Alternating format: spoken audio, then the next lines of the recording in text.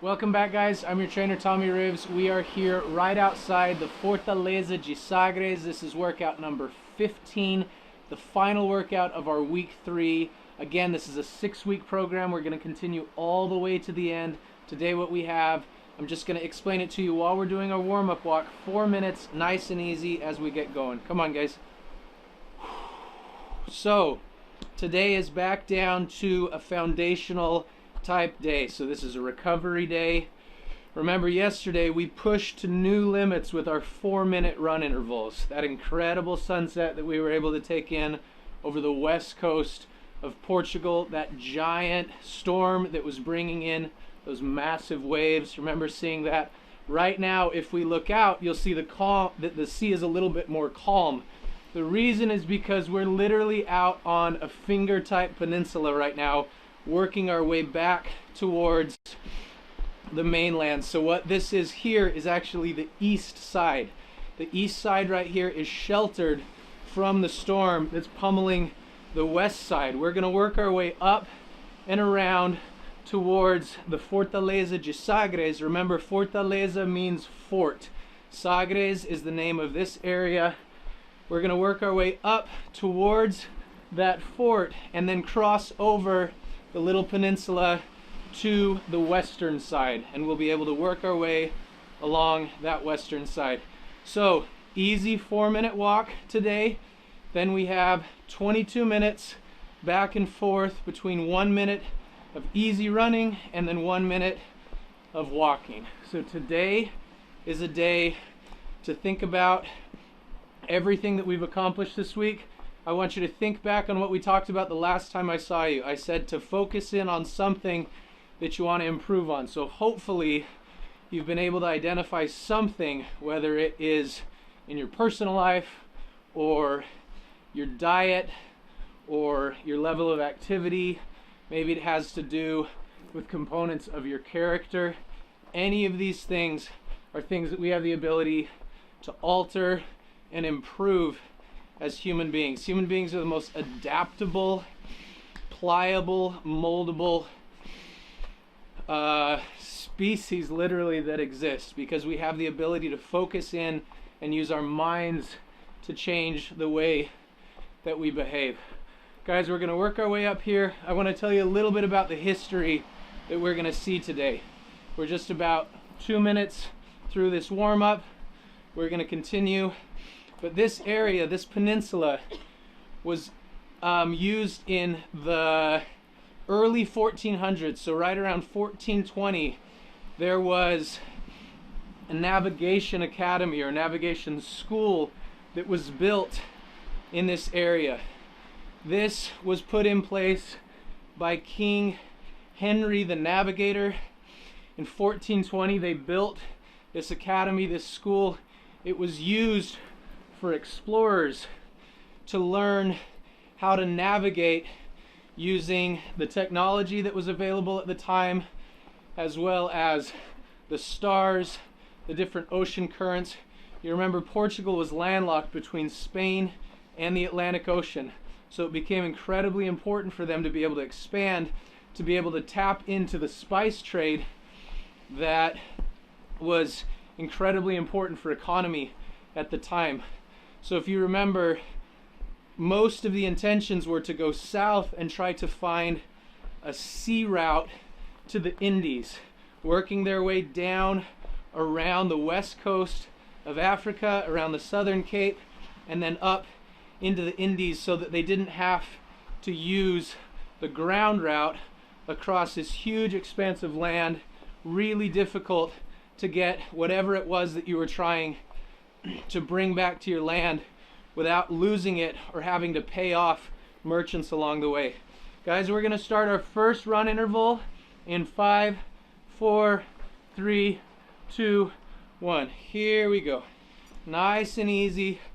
1 minute of running. We're just going to crisscross and loop our way up towards the fortress. All right. Here it is, guys. So this fortress was built actually in the 1700s, the late 1700s.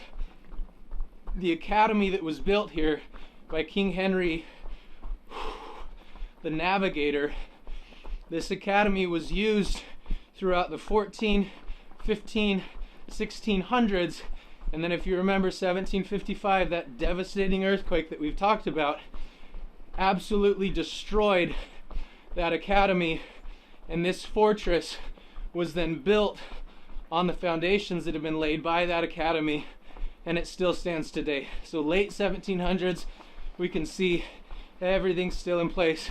3, 2, 1, and relax. Nice and easy, guys. Back down into our 1-minute recovery walk. So through the 1400s, this academy continued. This is where the different explorers from Portugal would come. They would learn the skills that they needed to traverse the seas. In the late 1400s, if you remember, the sea route was discovered down around the southern Cape of Africa. This allowed Portugal to tap into those trading exports, the spices and everything that they brought back from India, started a huge bump in the economy for them. All right, guys, so we're gonna go in 3, 2, 1, here we go.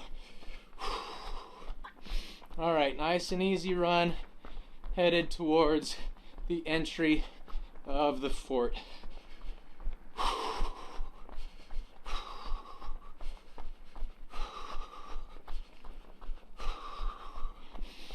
Okay, guys, keep those arms relaxed, stay tall.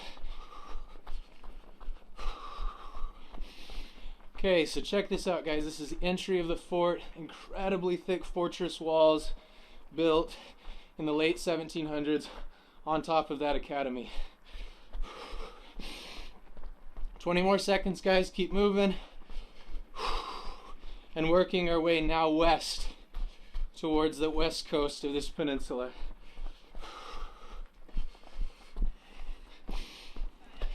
5, 4, 3, 2, 1, and relax. Back down to a walk. So if you remember, Vasco da Gama, he was the one that we saw in Lisbon. He was the one on the left side of that statue at the Arch of Triumph there in that Commerce Square. Vasco da Gama, if you recall, he was the one that was the first to discover the sea route down around the South Cape of Africa and then working up into India for that trade route. So there was another fellow at the time. His name was Pedro Cabral, C-A-B-R-A-L. Pedro Cabral. He was responsible for finding the route down across the Atlantic Ocean and becoming, arguably, this is disputed between lots of different people, but arguably the first European to arrive on the South American continent. Guys, we're gonna go again in 3, 2, 1, here we go. Another 1 minute. He landed in what is today Brazil. This was the introduction by the Portuguese of transatlantic colonization. So eventually territory was set up in Brazil. All of the Brazilian location, all of that territory was controlled by the Portuguese, and that began with Pedro Cabral that left and worked his way down along the west coast of Africa, and then to try to avoid some of the rocky ocean conditions, some of those rough ocean conditions, he then went west and eventually landed in Brazil. Some people say it was deliberate, other people say it was accidental. 3, 2, 1, and back down to our walk. So this area, this peninsula that's sticking out into the southwest, is literally the furthest southwestern point on Portugal. At that time, that was known as the end of the known world. Remember, at that time it was thought by many actually, that the world was flat, and this was literally the end of the world. Those old navigating maps that you can see where the world is flat and it stops. Remember, there's warnings. They say, beyond here there be monsters. This is literally that place. So out there is where the dragons and all the creatures that were thought to destroy you if you went any further than that, that's where they were found. Guys, we're going to go again in 5, 4, 3, 2, 1. 1 minute. Nice and easy. Use this opportunity to let those legs start to move a little more efficiently. We've had time to let blood pump through our systems. Just 1 minute at a time. Let's try to go into autopilot, just back and forth. A minute of running, a minute of walking, seamlessly transitioning back and forth between the two. Guys, you recognize this soil. Remember, this is limestone. Limestone here is incredibly hard. It provides a different type of ecosystem, different plants that grow, and because of those plants, the wildlife varies just a little bit.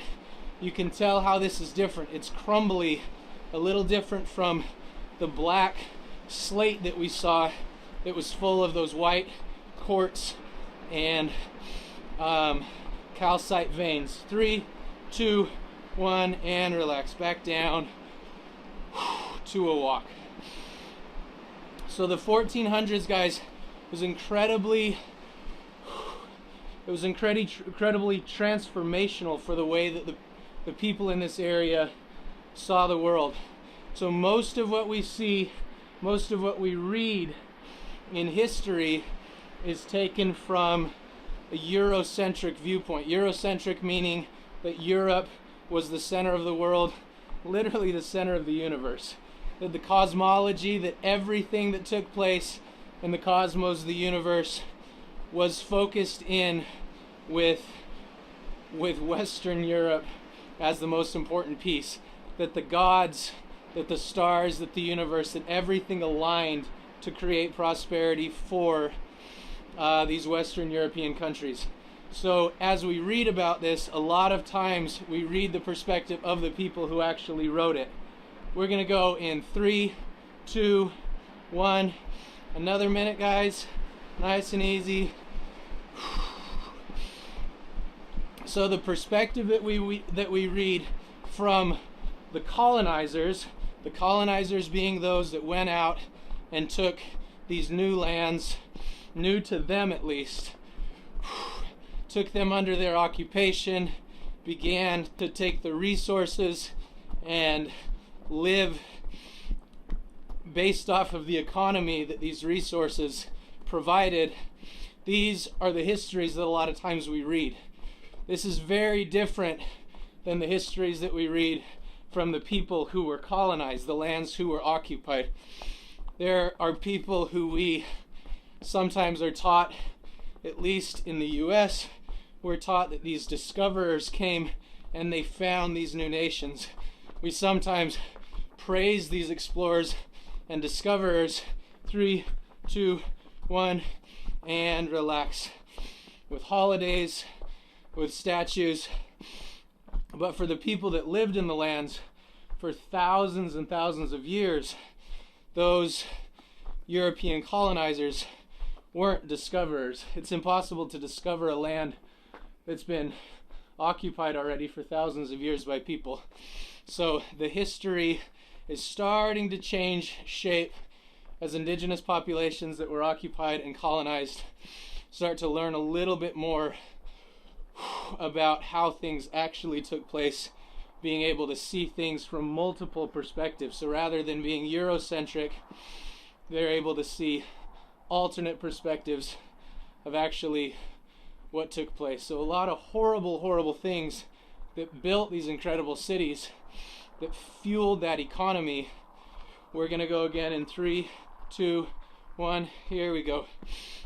Those things that took place are not viewed as celebrations from the people who were occupied, the people who were abused, the people whose cultures were destroyed.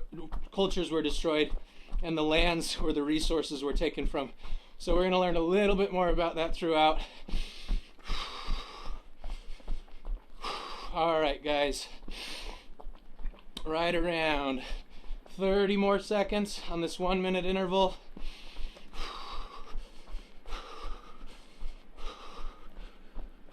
Stay nice and tall. We're going to continue to work our way along this west coast. 15 more seconds. Keep moving. All right. I'm going to stay as relaxed as possible. Bom dia. All right, and relax back down to a walk.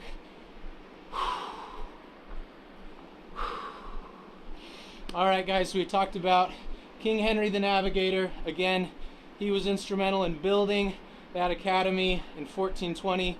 We've talked about Vasco da Gama. He worked his way down around the South African Cape, found the sea route to India. We've talked about Pedro Cabral.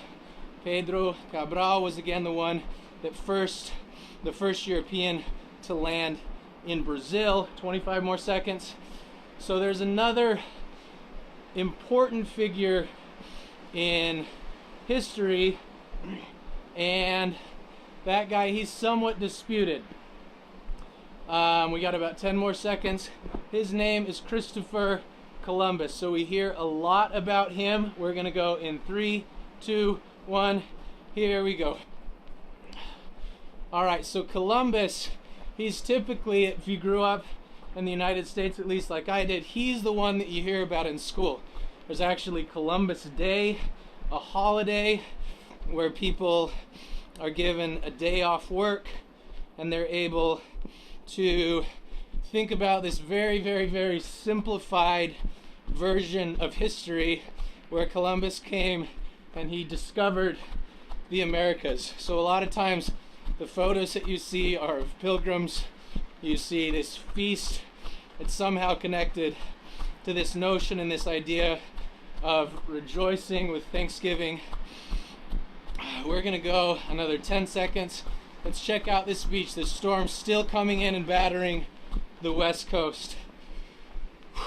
3, 2, 1, and relax. Here we go, guys, back down to our walk. So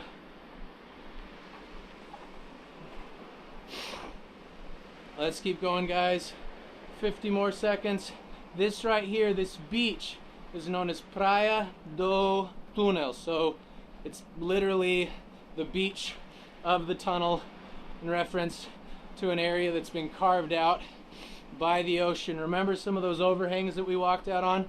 You can see how the ocean beats up upon the sides and creates these areas where erosion can literally form a cave or a tunnel.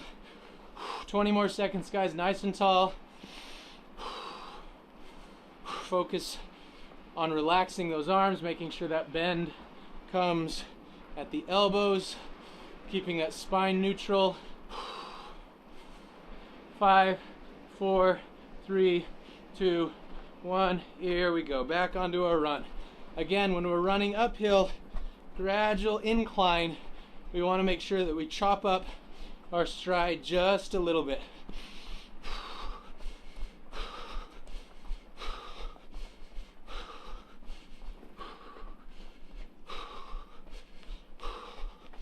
Just focus on that breath. Find the rhythm that I talked about. Again, this is different for everybody. Remember, this rhythm is sometimes connected to these CPGs that we have as humans. Remember, CPG stands for Central Pattern Generator. It's this component within our neurological systems that allow us to go into these autopilot type of running forms. 3, 2, 1, and relax. Let's cross over here just real quick, guys. Check this out. We've got starts from olive trees. These right here are literally just small pieces that have been taken from huge olive trees. Olive trees in this area can literally survive for thousands of years. So there's these small starts that come from the olive trees, broken off, and then they begin new trees. We've got this building that's adorned with the tiles. Remember, the tiles are known as azulejos. So tiles are the way that the outsides of the houses were adorned, but that same technology, that same ceramic technology with the artwork here in southern Portugal, the influence from the Moors, this was used to create the different dishes, different vases, all types of different things within that society. Absolutely stunning, guys. Okay, we're gonna go again in 5, 4, 3, 2, 1. Continuing on back onto our run. Let's get back real quick on the topic of Columbus. So Columbus, Christopher Columbus, his name is pronounced differently depending on where he came from, or from where people are talking about the language, but he was actually Italian. A lot of people don't realize that. Christopher Columbus was Italian. He's claimed at certain times in history, he's been claimed by lots of different people. The reason is because he was Italian, he married a Portuguese woman, he lived in Lisbon, he got commissioned by the Spanish, he had a Spanish mistress and a child, as well as his Portuguese wife and a child with her. He tried to get a job with the Portuguese, but he actually, remember, he came to Queen Isabel and got hired by her to try to find a trade route to the Indies and landed in the Caribbean. 3, 2, 1, and relax. All right, another minute. We're going to work our way back out onto these western slopes. So Columbus, he is a controversial cat. This guy, he's praised by some traditions. There's literally this holiday where people celebrate him arriving in the Americas, even though he actually didn't make it to the American continent. He landed in the Caribbean. There's been a huge pushback, at least in the last 40 years in the United States, where indigenous people have stopped and they said, why is it that we celebrate the life of this guy who came and landed in a country? Why do we celebrate him as a discoverer when we've lived here for thousands and thousands of years? We're going to go in 3, 2, 1, back into our run. So there have been lots of different states and lots of different cities that have changed Columbus Day to Indigenous Peoples Day. So rather than celebrating the day of an individual who came, and for the people that already lived here, what it brought was destruction of their language, their worldviews, their cosmologies. In lots of different cases, absolute, complete physical genocide and cultural genocide of the people. Why is it he's celebrated as a hero? So they've switched this and they've changed this holiday to become celebrated remembering indigenous people at the time. So this is a trend that seems to be taking place throughout most of these colonized areas. 3, 2, 1, and relax. As the people who were colonized are learning a little bit more about the history of their own people that existed before the colonizers came in. So this isn't something specific to the Portuguese or to the Spanish or to the Italians. Literally, most of the world that we know today, these large swaths of area that speak a single language, are areas that have had some type of colonization. People have come in, a superpower has come in, and they've completely whitewashed the culture and established a new culture, a new language, a new belief system, a new political system. This happened in China, this happened in the Soviet Union. China, if you think of how big that area is, and to think that most of the people speak a very similar form of Chinese, this was because of one of the dynasties. 3, 2, 1, here we go. This was because the dynasty came in and everybody had to assimilate the status quo, and everybody speaks, the vast majority speak very similar forms of Chinese. Even Mandarin and Cantonese are more similar than the literally hundreds of thousands, that's not true, than the literally tens of thousands of different languages that were spoken at that time from all the different ethnic groups and indigenous peoples. So throughout the entire world, we see this. As we learn more and more about history, though, we hopefully collectively will take an approach that actually gives credit to all the different variation within the cultures and peoples and ethnicities that have developed throughout the entire world. Here we go, guys. 2, 1, back down to a walk. I jumped the gun on that a little bit too soon. I was a little eager to start that recovery. All right, let's keep working our way. We're gonna go one more 1-minute run, followed by right around 4 minutes of easy cool down walk as we come out towards continuing on the west coast here of Portugal. Guys, 30 more seconds.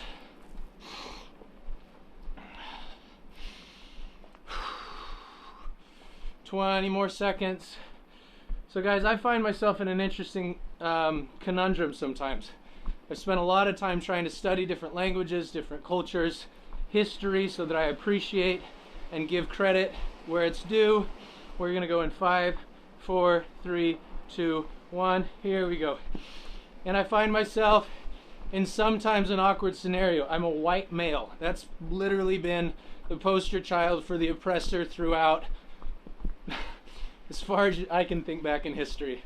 So it's like, what do I do as who I am to be responsible and respectful and do what's possible to try and I want to say remedy, but there is no remedy to a lot of the things that have taken place. What can I do going forward to be the best version of myself possible?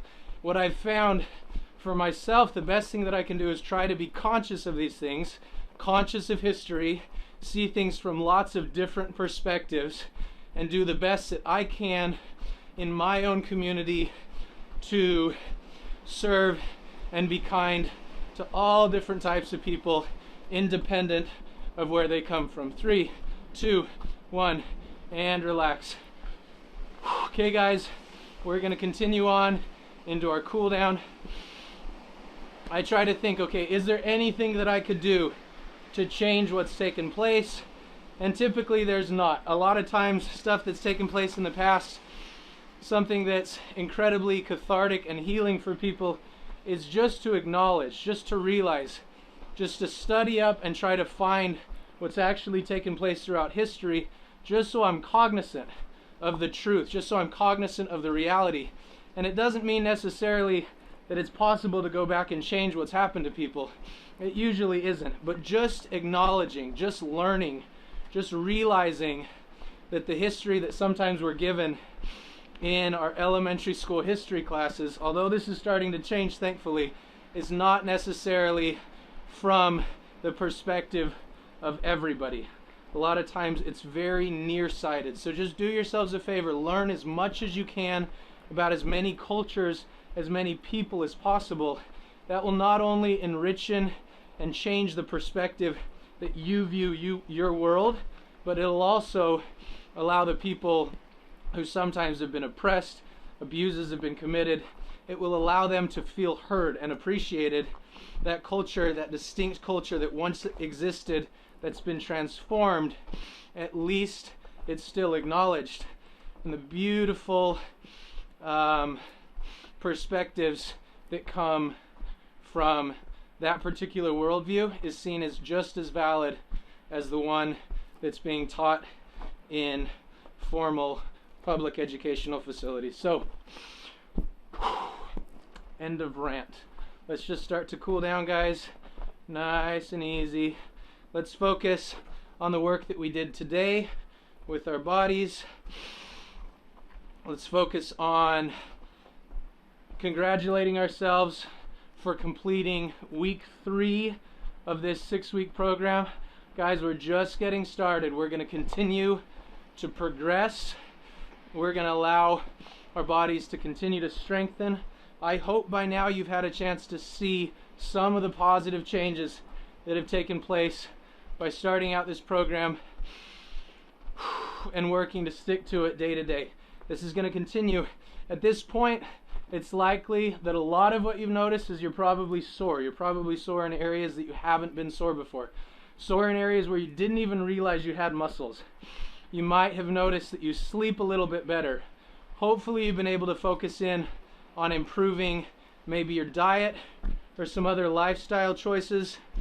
All these little things combined together can create a big difference in the way that we feel when we're working out and in our quality of life. Let's keep going, guys. We got about a minute and a half left.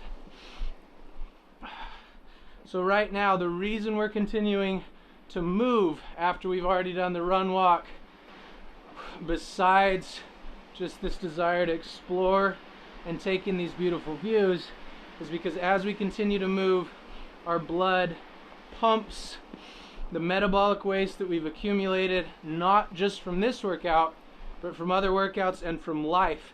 It pumps that out of our systems, filtered out through our kidneys. Okay, guys, remember to make sure that you refuel those resources that we've used up, so carbs and protein. Make sure your hydration game is on point, taking in enough fluids. We're going to work right out there to that point there, and then we'll finish things up, guys. This is it, guys. Literally the end of the world. Beyond here, there'll be monsters. Check out those seas, guys. That's incredibly daunting to think about going out on a multi-month voyage out into the unknown. That's what we're doing here, guys. 6 weeks. I know this is unknown territory for a lot of us. Just trust me, there is land out there. Let's just continue to work. We'll find new boundaries, we'll find new limits for ourselves, and then we'll continue to exceed those. Make sure you come back next time, guys. We're going to start week 4. I'm your trainer, Tommy Rivs, here on the coast of Portugal, and I will see you soon.